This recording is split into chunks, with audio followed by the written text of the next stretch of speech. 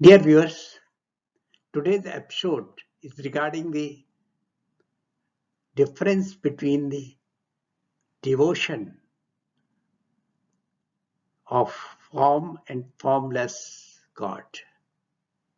Some people goes to temple and do idol worshipping, and some people say that they do not want to go to temple because God is omnipresent. Then what is the difference between the two types of devotion that is being explained by Lord Krishna in the 12th chapter? When Arjun was frightened by seeing the Virat Roop, and he requested Krishna to show him Chaturbhuja Roop, then Lord Krishna explained it is difficult to see the Chaturbhuja Roop. For that, special devotion is required. Then in 12th chapter, Arjun asked, what is the difference between the Nirakar, omnipresent form, and in the idol form,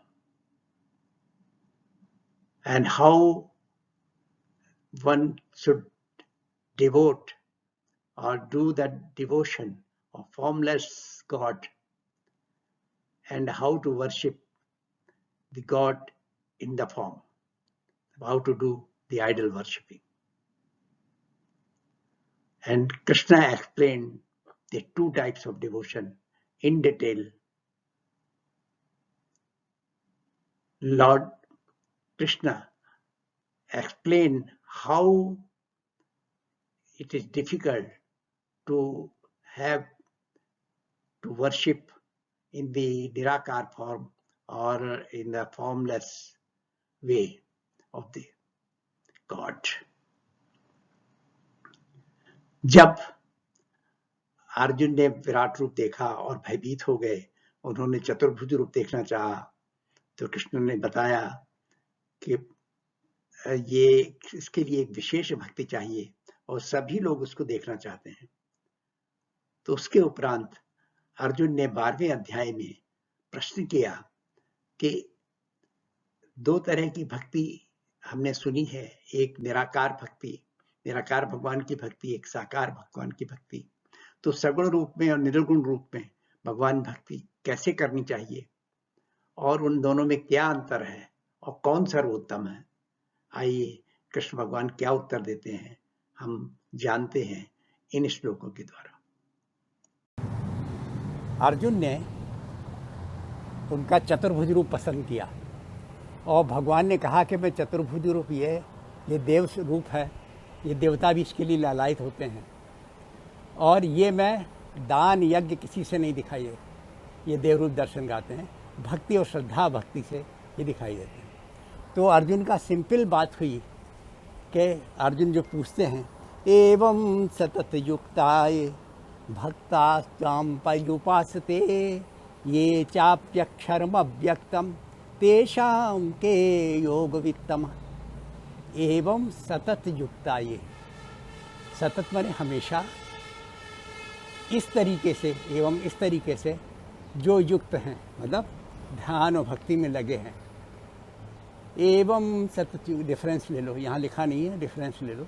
एवं इस प्रकार मतलब ध्यान भक्ति को उन्होंने बोला है, मत कर्म मत परमो मत भक्ता संग वर्जिता, वो बोला है ना, तो वही एवं सतत युक्ताय, इस प्रकार से जो हमेशा युक्त हैं, श्रद्धा भक्ति में लगे हो। ये भक्तास्त्वां पर्युपासते, जो भक्ति से आपकी पूजा करते हैं, उपासना करते हैं। ये चाप्यक्षरम अव्यक्तम, और दूसरे जो अविनाशी, अक्षरम अव्यक्तम, अविनाशी अव्यय, न मरने जीने वाला, सबका करता, ये जो मानते हैं, तेषाम के योगवित्तमा।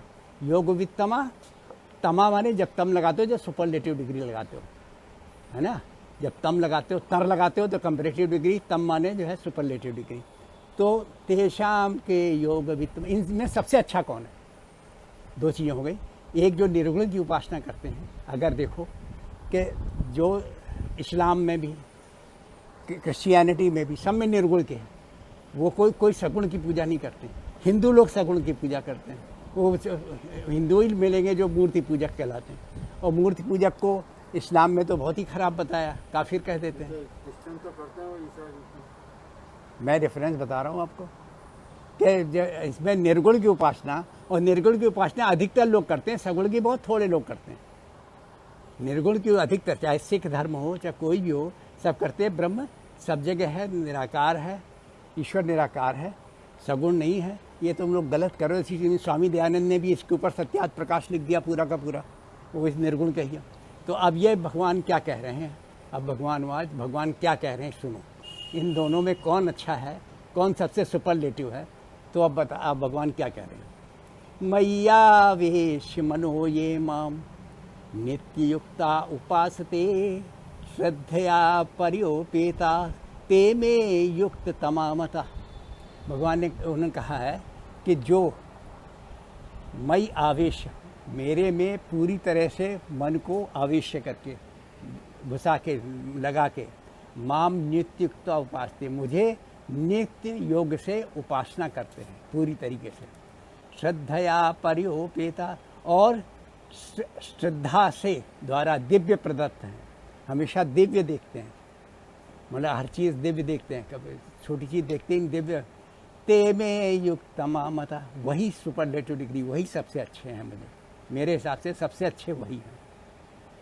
अब आगे क्या कहते हैं, ये तक्षर मनिर्देश्य मव्यक्तम पर्युपासते सर्वत्र गम चिंतन च कूटस्थ मचलन ध्रुवम। लेकिन इसके साथ ये मानो को ऐसे लोगों को क्या करना चाहिए, तो अक्षर, ये तो अक्षर अविनाशी मानते हैं, नष्ट नहीं होता। अनिर्देश्य, समझे, अव्यक्तम, मतलब हम किसी के डायरेक्शन में नहीं हैं, और हम जो है अव्यक्त हैं, जिसको एक्सप्लेन नहीं किया जा सकता। अव्यक्त माने जिसका एक्सप्लेन नहीं किया जा सकता। पर ऐसी की जब पूजा करते हैं, सर्वत्र गम चिंतन च, वो सब जगह मुझे देखें, तभी मैं सुपरलेटिव डिग्री आती है। वो सब जगह मुझे देखें, क्योंकि जो और मचलन, और इसमें परिवर्तन ना करें, अपरिवर्तित रूप से, निश्चित रूप से मुझे सब जगह देखें। इसका मतलब क्या है, जो सब जगह मुझे देखा है गलत काम कर ही नहीं सकता। अगर आप कह रहे हो कि मन में भी भगवान है, तो मन में भी तुम गलत विचार ही नहीं आने देंगे। अगर आप कह रहे हो कि यहाँ बैठिए, तुम गलत काम तो छिप कर किया जाते हैं, तो कह ले वो सुपरलेटिव डिग्री है। लेकिन सुपरलेटिव डिग्री में ये चीज़ है कि उसको मानो, उसको करो, उसको पूरी तरीके से। तो अब इसके आगे कहते हैं, संयम्य इंद्रिय ग्रामम सर्वत्र समबुद्धया ते प्राप्नुवन्ति मामेव सर्वभूत हिते रता।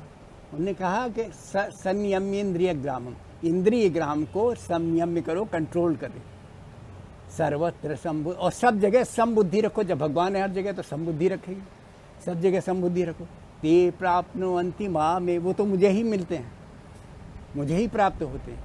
सर्वभूत हिते रता, सब प्राणियों के भलाई के में ही वो लगे रहते हैं, तो मुझे ही मिलते हैं। तो ये सुपरलेटिव डिग्री बता दी निर्गुण का, सब जो है सबका जो है। अब आगे देखो, क्लेशो अधिकतरस्तेषां, क्लेशो अधिकतरस्तेषां अव्यक्ता सक्तचेतसाम् अव्यक्ता ही गतिर्दुःखम देहवद्भिर्वाप्यते।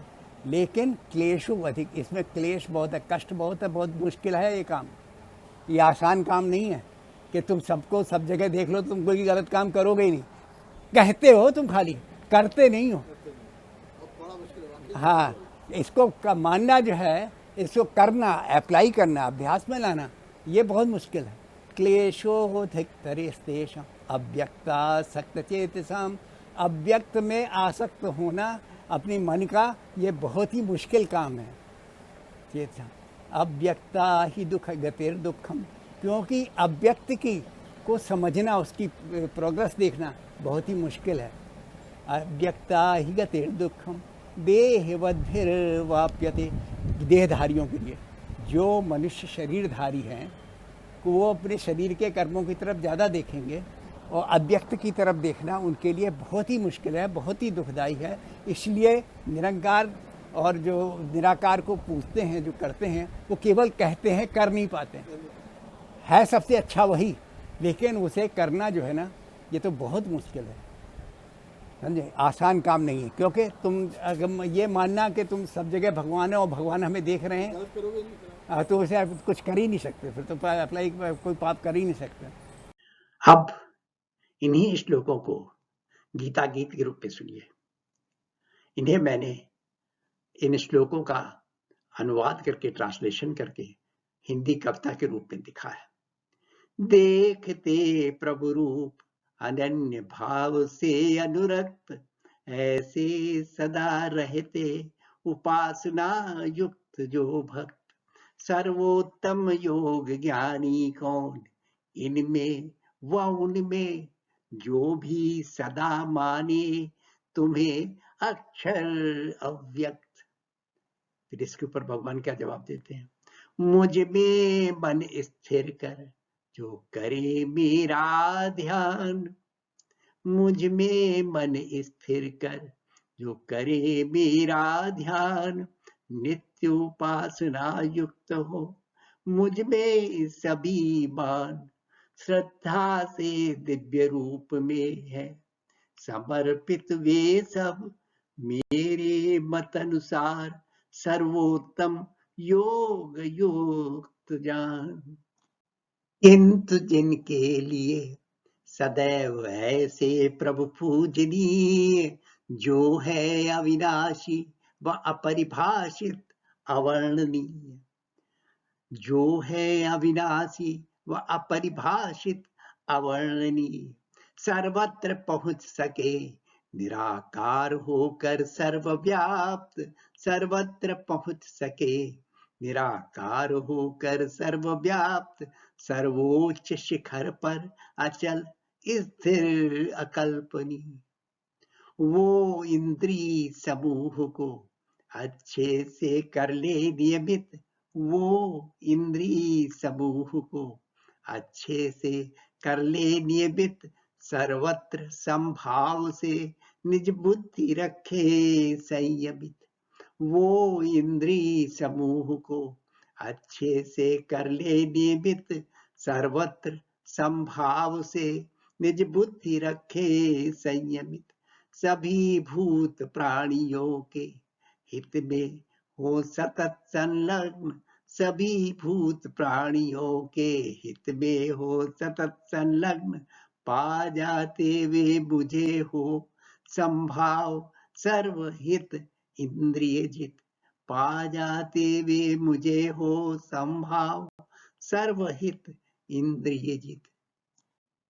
उन सभी कष्टों से भरा होता है उनका जीवन, निराकार ईश्वर में रह आसक्त जिनका मन। उन सभी कष्टों से भरा होता है उनका जीवन, निराकार ईश्वर में रहता आसक्त जिनका मन। सब देहधारियों के लिए इंद्रिय जित होना कठिन। सब देहधारियों के लिए इंद्रिय जित होना कठिन। सर्वहित संभाव रख हो अव्यक्त प्रभु में लगन। उन सभी कष्टों से भरा होता है उनका जीवन, निराकार ईश्वर में रहता आसक्त जिनका मन। सब देहधारियों के लिए इंद्रिय जित होना कठिन। सर्वहित संभाव रखो अव्यक्त प्रभु में लगन। Learning.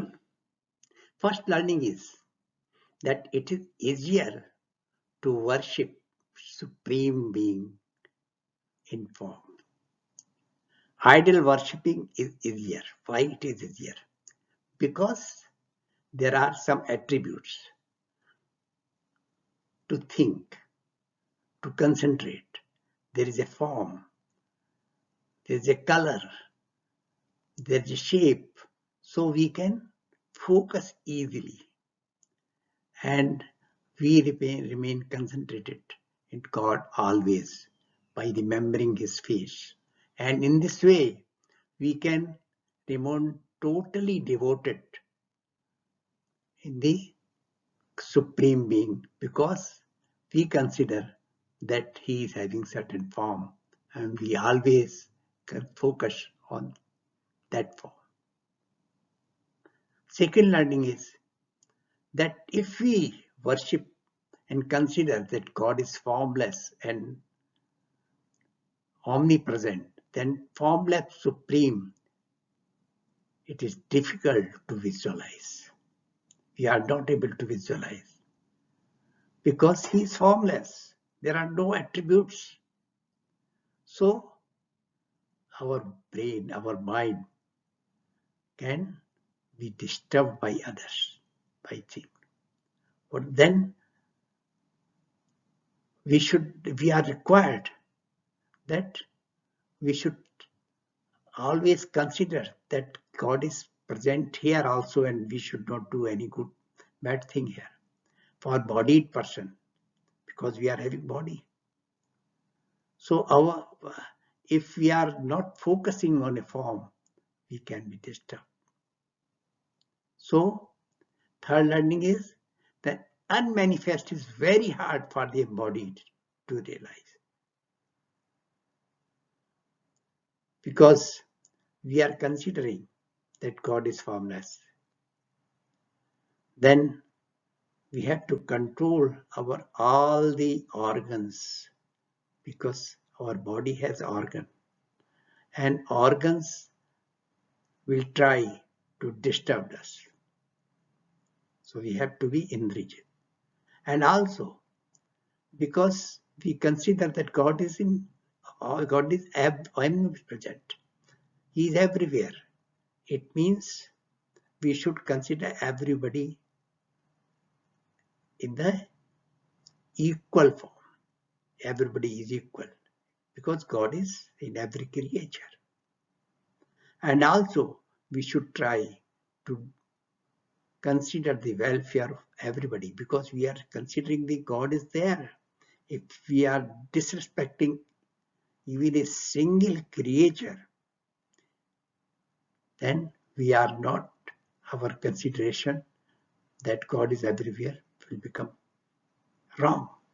So it is always easier to worship God in the ideal form, because there are some attributes to focus.